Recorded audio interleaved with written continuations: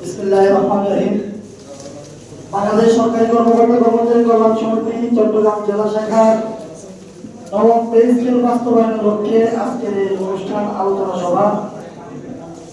আজকের এই মহতি অনুষ্ঠানের প্রধান অতিথি, বিশেষ অতিথি এবং অন্যান্য সংগঠনের প্রেসিডেন্ট, সেক্রেটারি এবং অন্যান্য চট্টগ্রামের সকল শাখার নেতৃবৃন্দ, সকলকে আমার সালাম জানাই। আসসালামু আলাইকুম ওয়া রাহমাতুল্লাহ।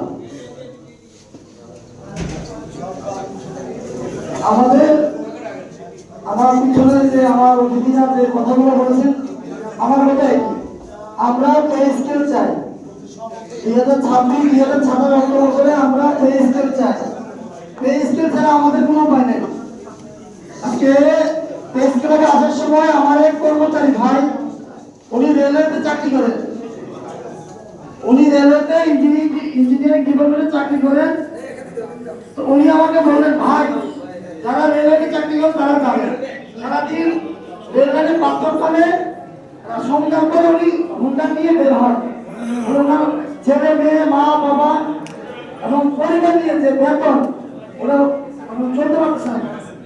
আমি অনুরোধ করবো বাংলাদেশ সরকারের মাননীয় প্রধানমন্ত্রী, আপনি একজন বিনয়ী মানুষ, আপনি একজন ভালো মানুষ, আপনি আমাদের দেশ, এই দেশের জন্য আপনার যে নিবেদিত প্রাণ, আমরা আশা করি আপনি আমাদের যে সরকারি চাকরিজীবীদের যে পে স্কেল অতি দ্রুত 2026-2027 অর্থ বছরে গেজেট প্রকাশ করে, হয় একটা পেতেন না দুইটা পেতেন না তিনটা পেতেন, গেজেট প্রকাশ করে কর্মচারীদের মুখে হাসি ফোটা।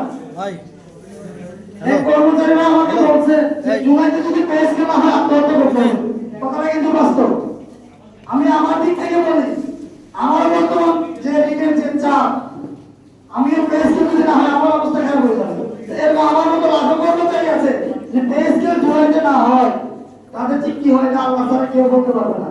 তো অনুরোধ থাকবে চট্টগ্রামের আজকের এই সভা থেকে বাংলাদেশ সরকারের মাননীয় প্রধানমন্ত্রী মহোদয়কে জুলাইয়ে পে স্কেল বাস্তবায়ন করে কর্মচারীদের মুখে হাসি ফোটাবেন। এটা আপনার কাছে আমার অনুরোধ। আর আমাদের এই সংগঠন বাংলাদেশ সরকারি কর্মকর্তা কর্মচারী কল্যাণ সমিতি, আমরা অল্প সময়ের মধ্যে আমরা সারা বাংলাদেশের প্রত্যেকটা কর্মচারীদের মধ্যে যে একটা